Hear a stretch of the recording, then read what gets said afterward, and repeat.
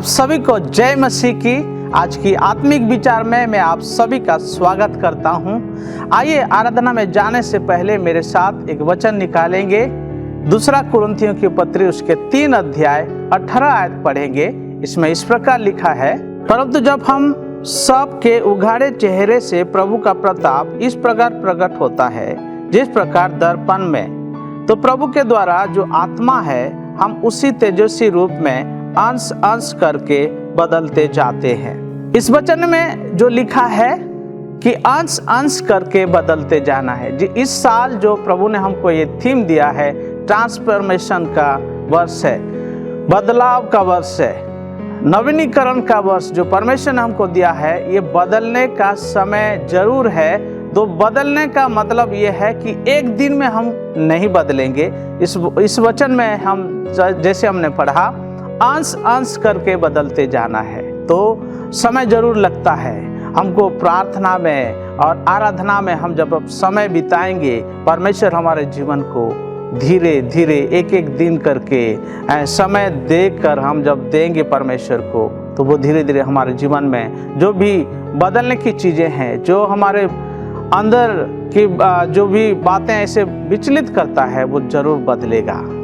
आइए हम आराधना में जाने से पहले प्रार्थना करते हैं। सामर्थी परमेश्वर पिता, हम धन्यवाद करते हैं जो वचन आपने हमको दिया है, और प्रभु हमारे जीवन में और भी आशीष को दे। जब हम आराधना में समय में बिताते हैं परमेश्वर, तो हमको आत्मा सच्चाई के साथ आराधना करने के लिए मदद कर परमेश्वर पिता। धन्यवाद करते, आगे के समय को भी तेरे हाथ में सौंपते हुए प्रार्थना यीशु मसीह के नाम में मांगते हैं, आमीन। आइए आराधना दल के साथ मिलकर हम आराधना करते हैं। दिल में जामे, होठों में आंखों में तू है।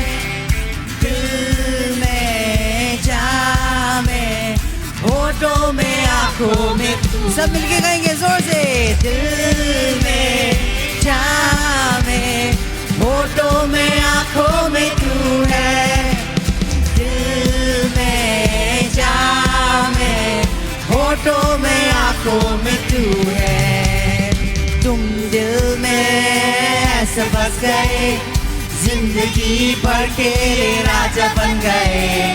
जीवन में ऐसा काम कर गए, बाप मेरे साथ मेरे चलते बन गए। ओ तुम दिल में ऐसे बस गए, जिंदगी भर के राजा बन गए। जीवन में ऐसा काम कर गए, साथ मेरे चलते बन गए। ओ दिल में जामे, होठों में आंखों में तू है। दिल में जामे, होठों में आंखों में तू है। सब मिलके। दिल में जामे, होठों में आंखों में तू है। दिल में जामे, होठों में आंखों में तू है। डर डर के मैं जो जी रहा था, डर से मुझे यीशु ने खींच निकाला। जंजीरों में जो जकड़ा हुआ था, तोड़कर उसको आजाद है किया। डर डर के मैं जो जी रहा था, डर से मुझे यीशु ने खींच निकाला। जंजीरों में जो झगड़ा हुआ था, तोड़कर उनको आजाद है किया। तुम दिल में ऐसे फंस गए, जिंदगी भर के राजा बन गए। जीवन में ऐसा काम कर गए, बाप मेरे शाप मेरे चलते बन गए। ओ दिल में जामे, होठों में आंखों में तू है।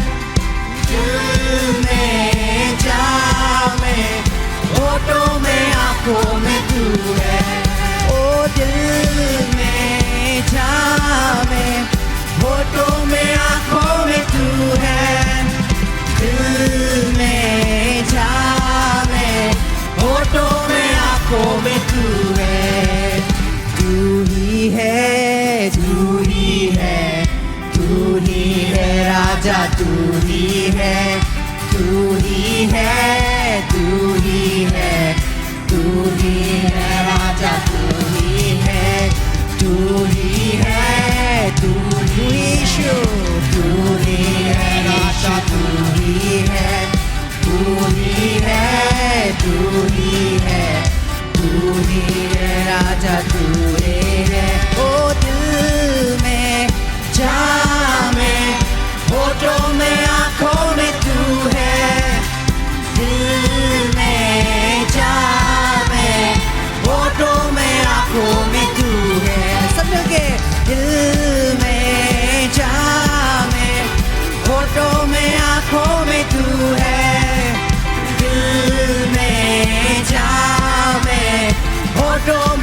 आंखों में, फिर कहेंगे मिलके, दिल में जहाँ में, होठों में आंखों में तू है, दिल में जहाँ में, होठों में आंखों में तू है।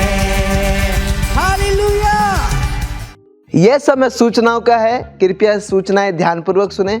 फरीदाबाद के अलग अलग स्थानों में ग्रेस चर्च की आराधना सभा होती हैं, जैसे कि मैं एस्तर लकड़ा और मैं इवेन लाकड़ा, हम दोनों मिलकर ग्रेस चर्च धीरज नगर में सेवकाई करते हैं। मैं अरुण, मैं बसंती, हम ग्रेस चर्च रामनगर में सेवकाई करते हैं। मेरा नाम जॉनसन मसीह है। मेरा नाम नीलम मसीह है। हम दोनों मिलके ग्रेस चर्च सूरजकुंड में सेवा करते हैं। मैं जीवनदीप, मैं पुष्पा, हम दोनों मिलकर ग्रेस चर्च निमका में सेवा करते हैं। मेरा नाम शाहरुख है और मैं पास्टर जीवनदीप के साथ मिलके ग्रेस चर्च नीमका में सेवकाई करता हूँ।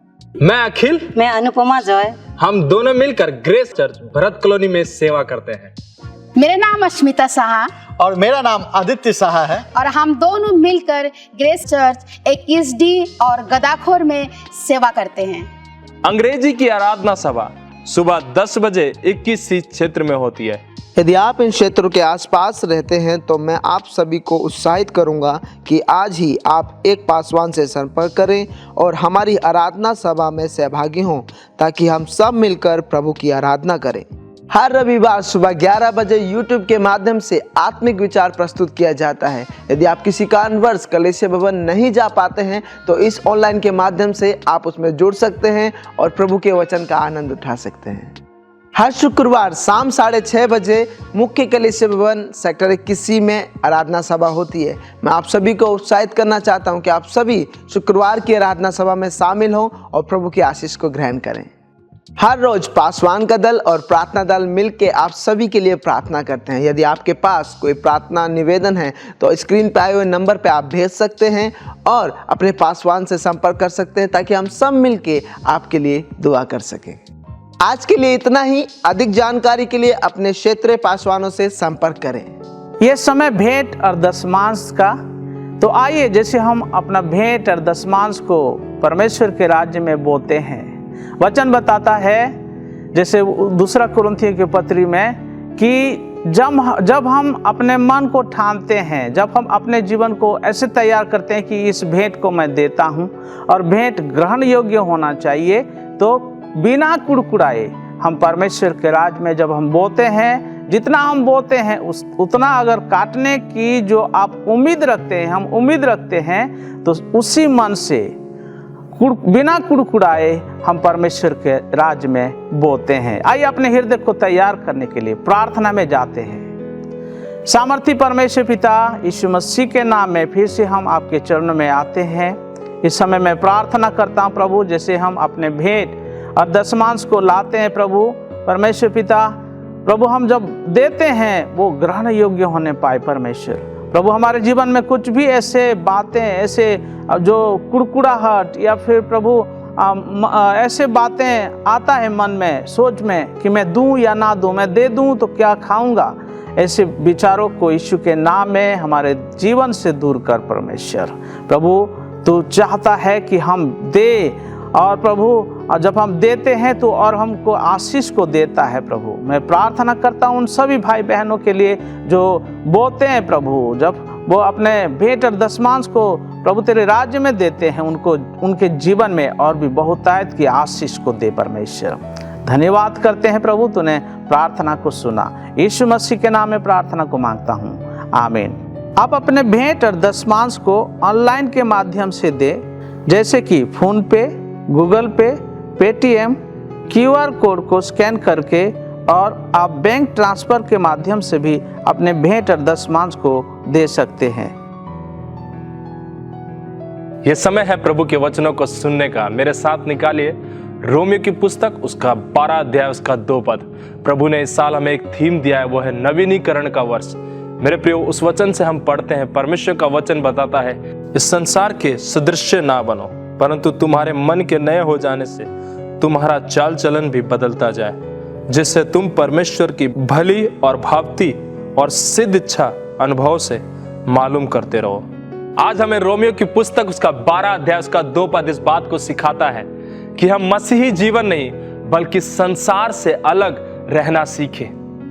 मेरे प्रियो, हम केवल वास्तविकता में मसीह जीवन नहीं बल्कि संसार से अलग रहना सीखें।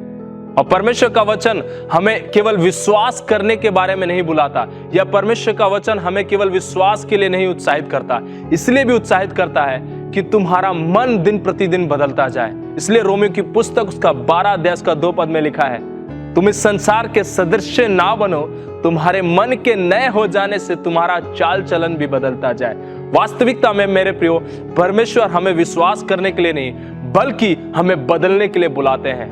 इस संसार के सदृश ना बने। मेरे प्रियो, हम बहुत बार लोगों को देखकर समझौता करते हैं। उसने मेरे साथ ऐसा किया तो मैं भी वैसा करूंगा, उसने मेरे साथ गलत किया तो मैं भी गलत करूंगा। हम इस संसार के ना करें, इस संसार की नाई ना सीखे, क्योंकि परमेश्वर का वचन हमें उत्साहित करता है तुम्हारा चाल चलन बदलता जाए, तुम्हारा मन बदलता जाए। मेरे प्रियो, लेकिन परमेश्वर के जीवन को हम अपने वास्तविकता में परमेश्वर के वचनों को हम छोड़कर परमेश्वर से दूर चले जाते हैं। हम परमेश्वर के वचनों को ध्यान नहीं देते।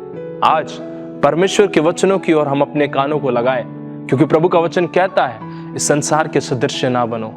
मेरे प्रियो, प्रभु का वचन में ये बात लिखा है और ये परमेश्वर ने इस साल वर्ष दिया है नवीनीकरण का वर्ष। नवीनीकरण मतलब तुम्हारा जीवन, तुम्हारा चरित्र, तुम्हारा हर एक चीज बदलता जाए। संसार जैसा करता है वैसा हम ना करें। असली बदलाव कहां से शुरू होता है मेरे प्रियो?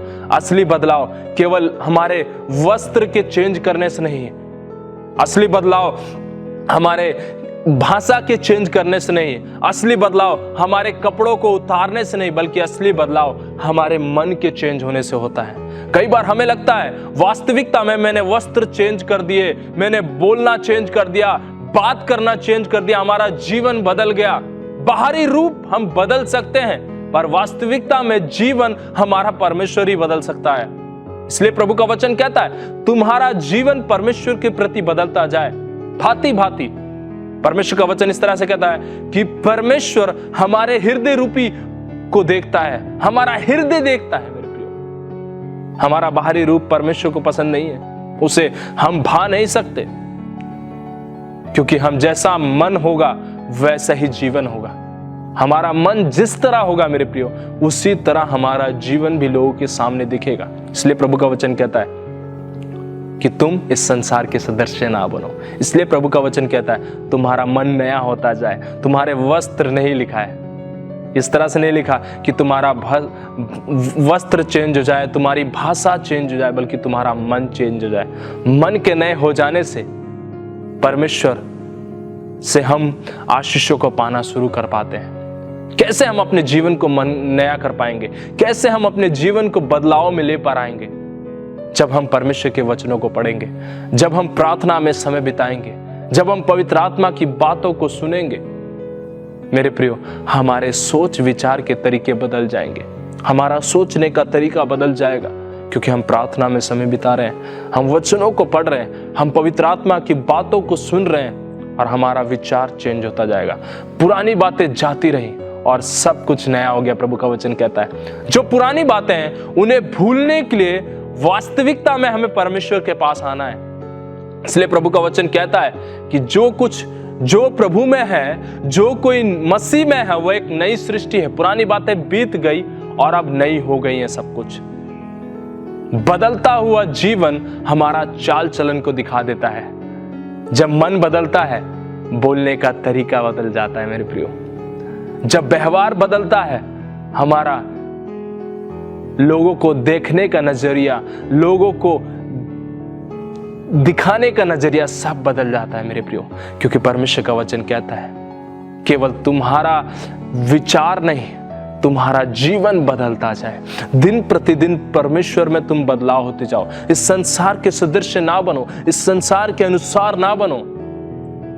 लोग हमारे जीवन में मसीह को देखना चाहते हैं, लोग हमारे जीवन में मसीह को देखते रहे। मेरे प्रियो, जब हमारा जीवन बदलेगा, हमारे जीवन में लोग मसीह को देखेंगे।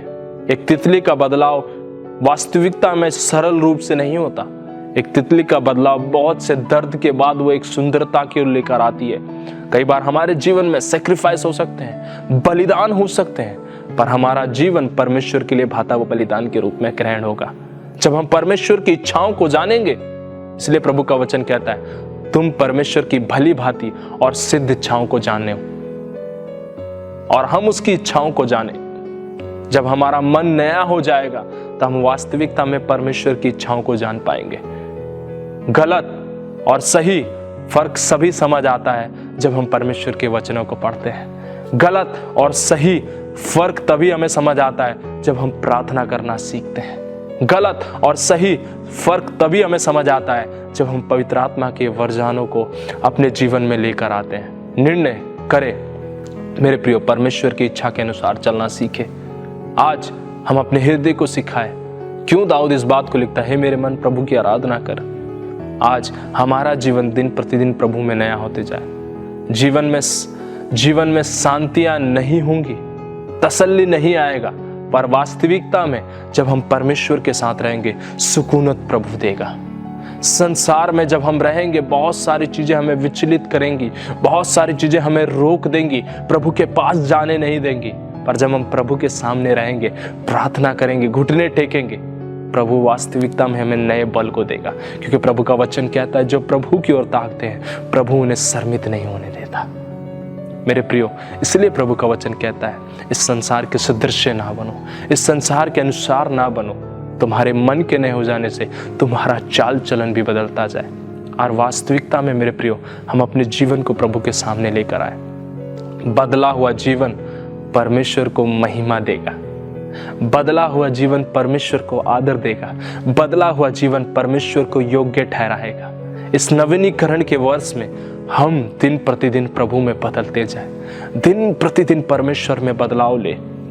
मेरे प्रियो, तितली के वास्तविकता के बदलाव का समय क्षण भर का नहीं होता, वो समय बहुत समय लगता है उसे बदलाव होने में।